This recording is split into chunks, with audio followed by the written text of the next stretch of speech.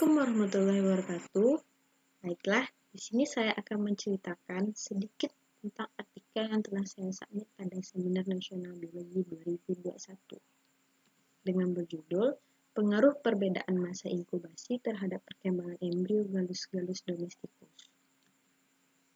Sebelumnya kita harus berkenalan dulu, yaitu perkenalkan nama saya Catherine Septian Razulfa, bisa dipanggil Keti, dengan NIM 18031098. Saya berasal dari Prodi Pendidikan Biologi, Fakultas Matematika dan Ilmu Pengetahuan Alam Universitas Negeri Padang.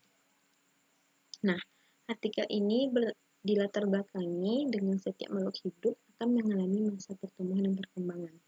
Pertumbuhan dapat tidak seperti pertamanya tinggi, berat, dan panjang suatu makhluk hidup dalam jangka waktu tertentu. Perkembangan berbeda dengan pertumbuhan yang dapat menambah ukuran pada makhluk hidup. Namun, pada perkembangan menghasilkan sifat dan organ baru pada makhluk hidup. Salah satu contohnya adalah perkembangan embrio Aves yang sudah kita teliti masa inkubasinya pada peletakan 24 jam, 36 jam, 48 jam, 60 jam, dan 72 jam. Nah, embrio Aves yang akan teliti adalah Aves jenis ayam kampung dengan nama latin Gallus domesticus. Masa inkubasi ini sangat berpengaruh dalam perkembangan embrio Gallus domesticus ini. Setiap waktu yang berbeda, embrio terus tumbuh berkembang dengan terbentuknya organ baru yang biasa disebut dengan organogenesis. Penelitian ini dilakukan untuk mengetahui bagaimana berkembangnya ayam kampung Gallus domesticus setiap 12 jam selama 3 hari. Nah, pada materi penelitian ini kan merupakan penelitian meneliti bagaimana perkembangannya embrio Aves pada inkubasi setiap 12 jam dengan sampel yang digunakan yaitu telur ayam kampung atau Gallus domesticus yang fertil. Nah, penelitian ini dilakukan di laboratorium biologi selama 3 hari. Pada hari pertama itu dilakukan persiapan. Nah, persiapan tersebut yaitu persiapan alat dan bahan yang akan digunakan selama 3 hari ke depan, yaitu pada masanya ada inkubasi, ada eksekusi, ada fiksasi, ada pewarnaan dan penjenihan. Yaitu setelah kita mempersiapkan alat dan bahan, maka telur-telur tersebut akan kita inkubasi selama 3 hari.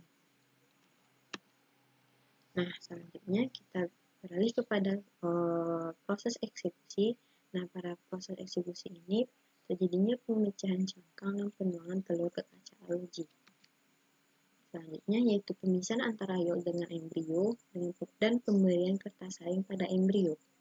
Bisa kita lihat pada gambar di bawah ini. Nah, selanjutnya kita masuk ke dalam proses fiksasi.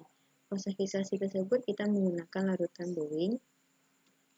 Dan selanjutnya kita melakukan penjernihan menggunakan larutan Silol. Yaitu larutan Silol ini terdapat beberapa perbandingan yaitu 1:1, 3:1, dan 1:3. Selanjutnya dilakukannya pewarnaan dengan menggunakan larutan eosin bertujuan supaya embrio yang kita ambil dari yolk tersebut bisa jelas diamati menggunakan mikroskop. Nah, untuk hasil pengamatan bisa kita perhatikan pada gambar tersebut, yaitu pada 70 jam menghasilkan organ-organ sudah terlihat jelas, terbentuknya 3 pasang somit, dan mulai terbentuknya bakat telinga, hidung, faring, serta bagian atrium dan ventrikel pada jantung. Pada 60 jam, terbentuknya lensa mata dan terbentuknya 51 pasang somit. Selanjutnya itu pada 48 jam terlihat hati dengan jelas, terdapat 2 lobus pada bagian hati, terbentuknya 27 pasang somit dan lapisan mesoderm membentuk bagian reproduksi dan ginjal.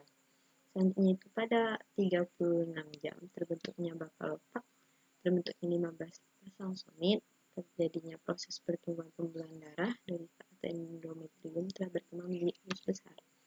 Selanjutnya itu pada 24 jam, yaitu pada peletakan yang terakhir itu terbentuknya bakal organ dan terbentuknya 3 pasang somit itu pada awal selama 1 hari. Nah, sekian penjelasan sedikit artikel yang telah saya jelaskan. Mohon maaf apabila ada kata yang salah.